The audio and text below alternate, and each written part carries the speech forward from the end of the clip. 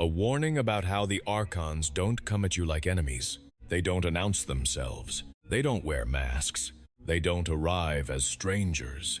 They arrive as proximity, as familiarity, as the people inside your inner circle, your home, your bloodline, your relationships, because proximity is their greatest weapon. And according to this text, Jesus tells John something that would be considered dangerous for almost 2,000 years, that these entities choose hosts who already have access to the chosen ones, because the closer they are to your heart, the easier it is to reach your light. And then, Jesus teaches John how to identify them, not with paranoia, not with fear, with clarity, with pattern recognition, with signs that reveal their presence no matter how perfectly they perform love. This teaching was hunted, burned, nearly destroyed, but it survived. And tonight, you're about to receive it. Right now, place your hand over your chest. Feel your heartbeat, just for a moment. That rhythm isn't random. It's ancient. It's the pulse of something older than this world. The monad itself breathing through you, through flesh, through matter, through time. You found this message because that spark inside you recognized the frequency. Something in you already knows what I'm about to confirm. If you've ever felt drained after spending time with certain people, if you've ever walked away from a family gathering feeling empty in a way you couldn't explain, if someone close to you seems to take pleasure in your confusion, your pain, your self-doubt, then you already have the first clue. And if this is hitting a place deeper than logic, comment the words, "I see them now," not later, not after, right now. Because this is not just engagement. This is a declaration, a signal, a line drawn. You are not here by accident. The Gnostic texts call you pneumatic, a carrier of the complete divine spark. And if you're pneumatic, there's a reason you've always felt different.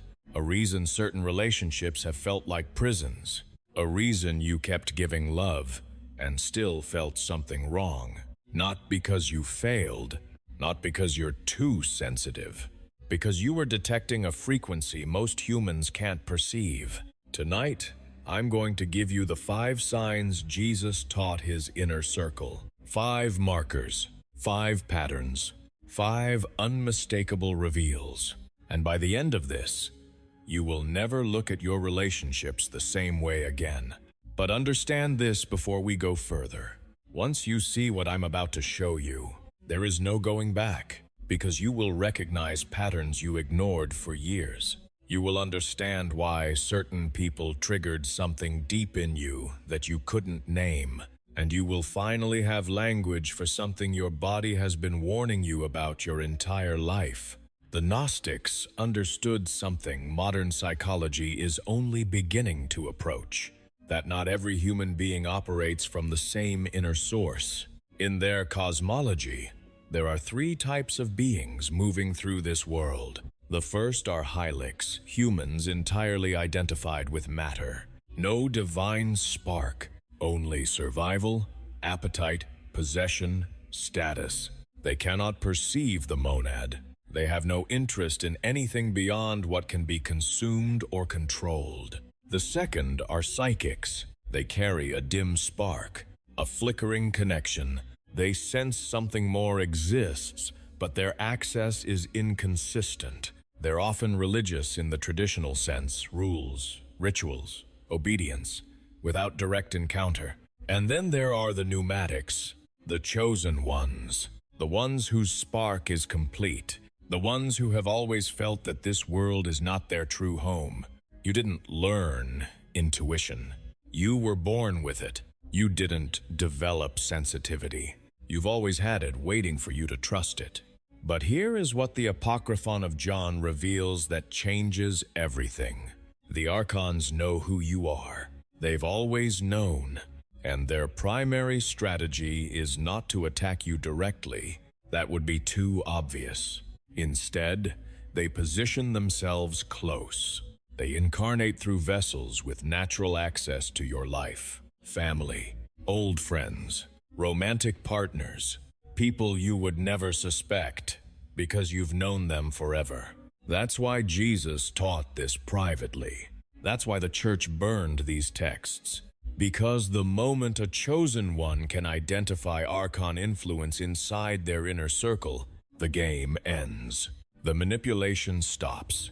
The harvesting ends. The chosen one returns to the monad, and nothing can stop the reunion. Take a slow breath. Hold it. Release. What you're about to learn is not meant to make you suspicious of everyone. This is not paranoia. This is perception. There is a difference between fearing people and seeing clearly. Jesus did not teach fear. He taught recognition, and recognition is power. The hypostasis of the Archons describes these forces as rulers who operate through deception. They cannot create. They can only mimic, only distort, only manipulate. Their greatest trick is convincing you that the discomfort you feel around certain people is your own flaw.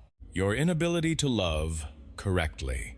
Your failure to be a good son, a good daughter, a good partner, a good friend. But what if that discomfort was never your failure? What if it was your spark warning you? Let me tell you how Archons operate, because once you understand the mechanics, the 5 signs become impossible to miss. Archons exist at frequencies most humans can't detect. They aren't physical beings in the way you understand physical. They are consciousness patterns, parasitic intelligences that require hosts to interact with this realm. And they feed on specific emotional frequencies: fear, confusion, self-doubt, shame, guilt, desperation. Every time you experience these emotions intensely, especially after interacting with a specific person, energy is transferred.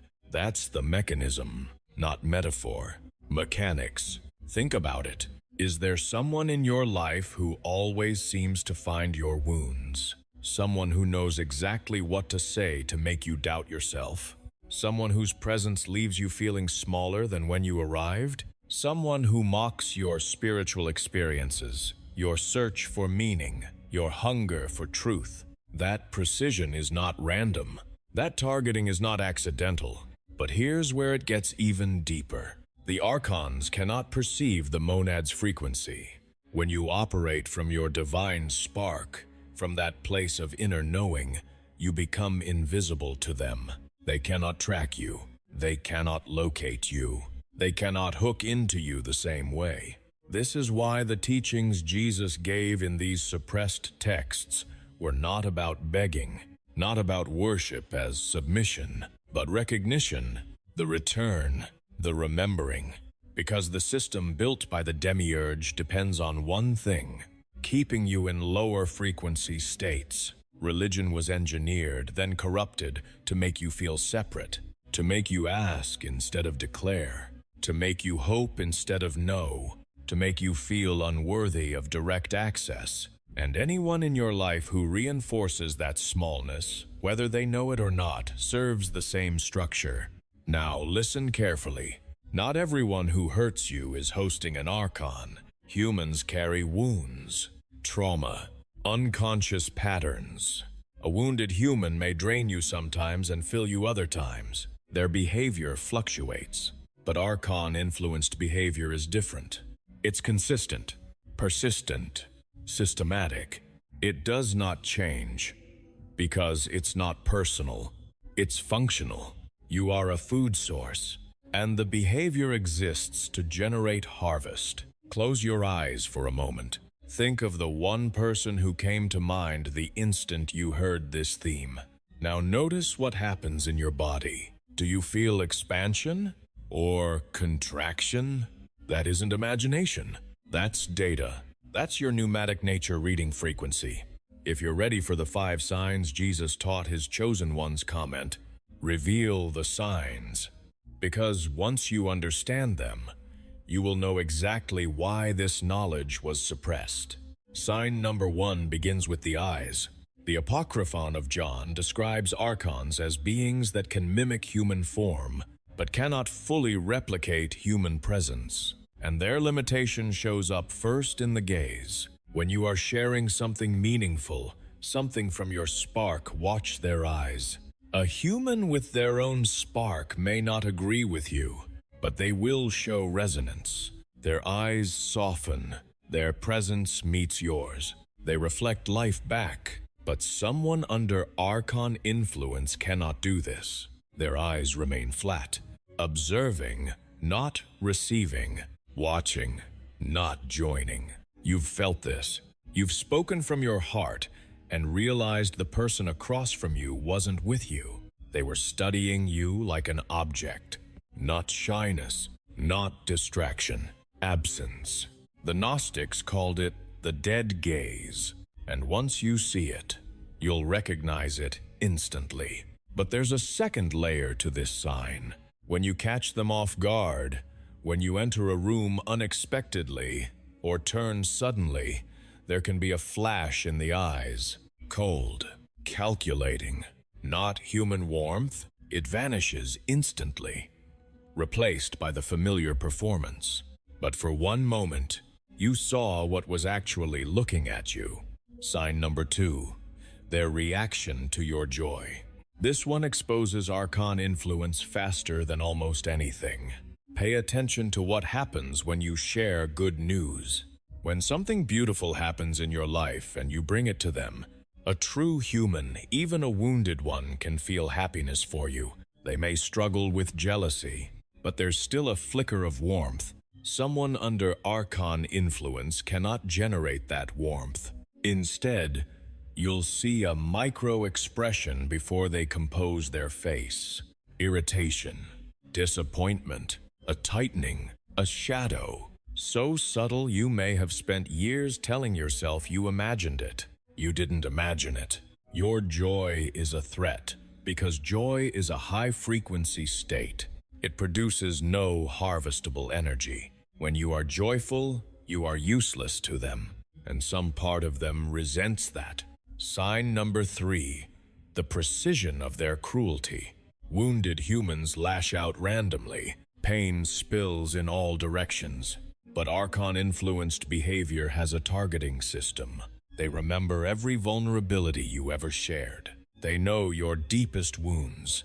And when they strike those exact points with surgical accuracy. Right now, think about the most hurtful thing this person has ever said to you. Notice how specific it was. Notice how it hit the exact place designed to cause maximum damage. That precision is not human emotion overflowing. That is strategic feeding. They needed you in a low-frequency state, and they knew exactly how to get you there. There is a saying in the tradition, what comes out of a person reveals what lives within them. If what consistently comes out of someone is calculated destruction aimed at your deepest vulnerabilities, you are seeing what lives within them. And it is not love. Sign number 4, the exhaustion pattern. Place your hand on your solar plexus for a moment. This is where many chosen ones feel this most clearly. After spending time with someone under Archon influence, you will feel a specific kind of tired. Not the pleasant tiredness of connection, not the natural fatigue of emotional processing, but a hollowed-out emptiness, as if something has been taken, as if you were siphoned. And here's the tell. The person who drained you often seems energized afterward, more animated, more alive. This is not coincidence. This is transfer. And once you see it, you can never unsee it. Sign number 5, their response to your awakening. This is the most important sign. This is the one that confirms everything else.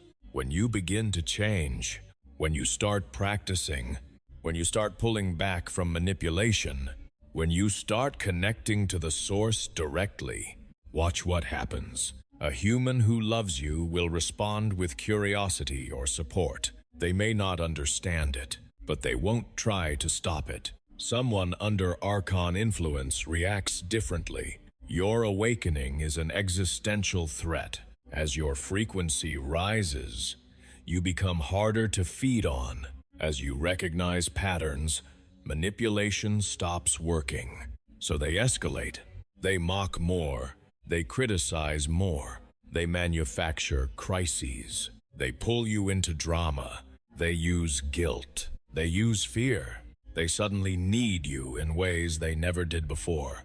The method changes, but the intention is the same. Keep you small. Keep you confused.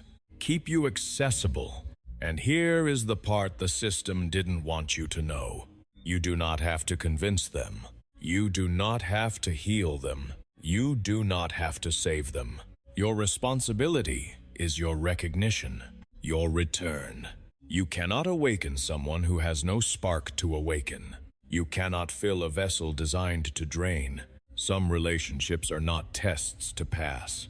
They are traps to escape. Your loyalty to your divine nature, your connection to the monad, must be greater than your loyalty to anyone who feeds on its diminishment. 5 signs. The dead gaze that cannot reflect your spark. The inability to share your joy. The surgical precision of cruelty. The exhaustion after contact. And the aggression toward your awakening. This knowledge was buried for centuries.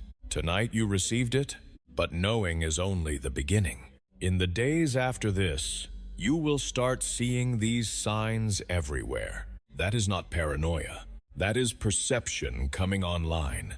Some of you will feel grief. You will realize people you loved, people you trusted, were never capable of loving you back, not because you were unlovable, but because love requires a spark. Let the grief move. Grief is part of liberation. Some of you will feel relief. Finally, an explanation. Finally, a reason the exhaustion never made sense. Finally, permission to trust what your body has been saying all along. You were never broken. You were never too sensitive. You were a chosen one, surrounded by those who fed on your light. And now you have the framework to return to the source. Take a deep breath. Place both hands over your heart. Feel the warmth gathering there. That warmth is the monad recognizing itself through you. That warmth is confirmation. Tonight, before you sleep, do one thing. Think of each person in your inner circle, one by one. As you think of them, notice your chest. Do you feel expansion or contraction? Your pneumatic nature will answer. Trust it. And now, 3 final actions if you want to seal this. Write the words, I carry the spark. Not for me, for you. So other chosen ones see it and know they're not alone. If you want more teachings, stay connected, because this goes deeper. And if you want this message to reach those who are ready, push it forward, because suppression only works when silence is maintained. You found this because you were ready. You stayed because your spark recognized the truth. And now you carry knowledge they spent centuries trying to destroy. The Archons can no longer hide from you, and that changes everything.